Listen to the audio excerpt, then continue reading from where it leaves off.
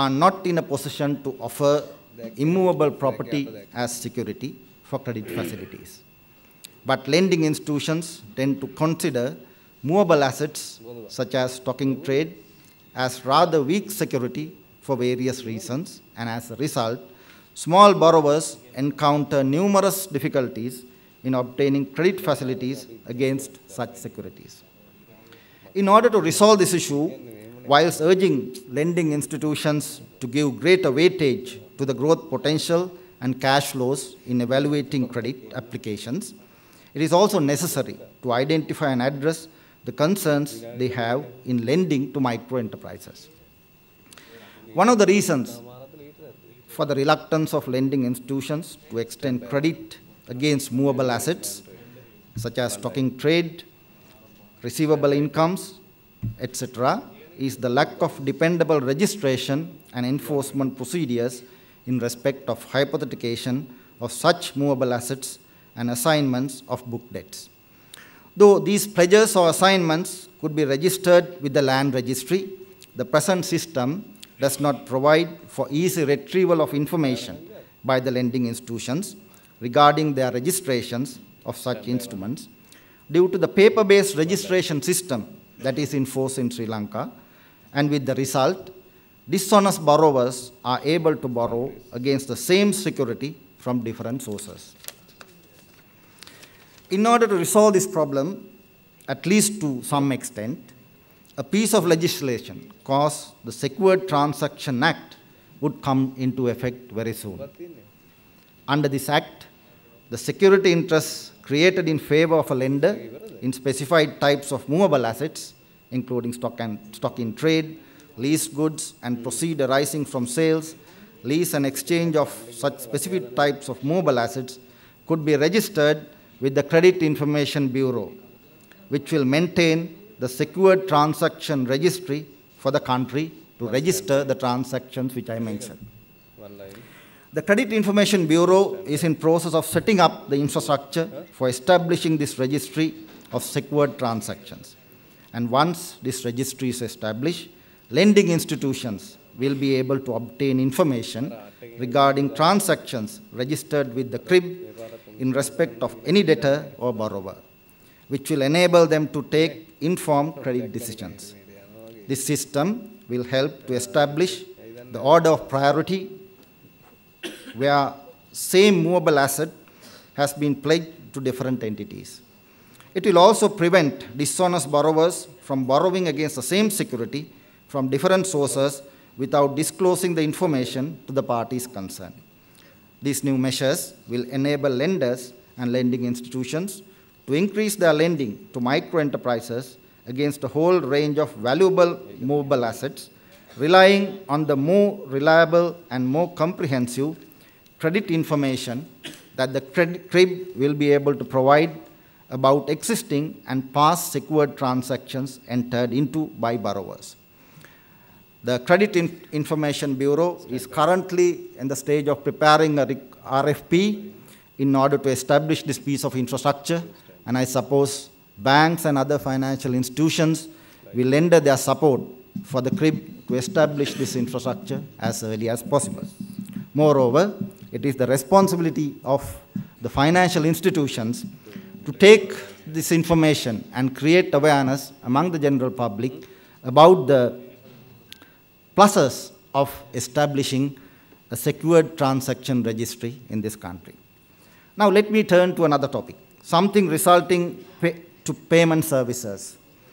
During the last few years, Sri Lanka's payment system has seen vast improvements in terms of speed, efficiency, reliability, and security.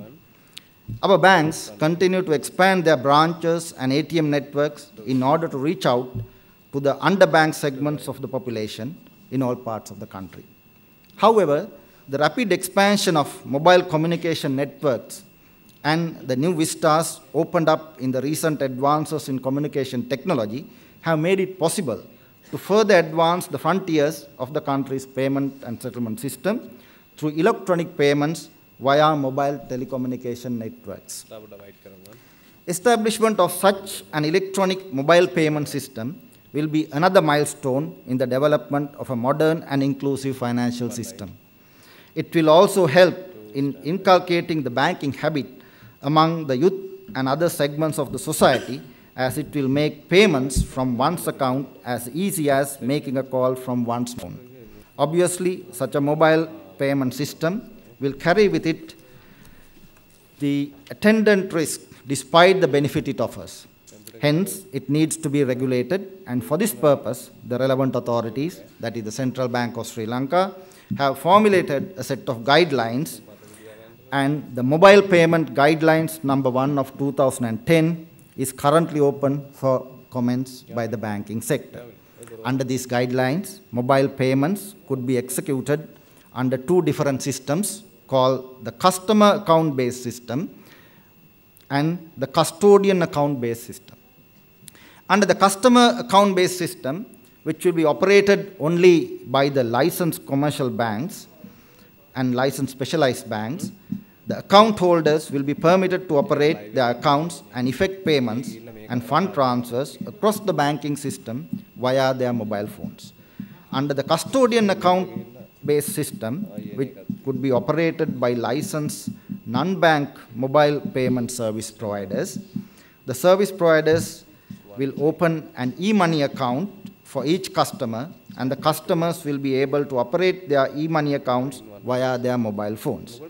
But these mobile payment service providers who may accept physical cash from the account holders will be required to deposit all such funds into a special custodian account maintained with a licensed commercial bank.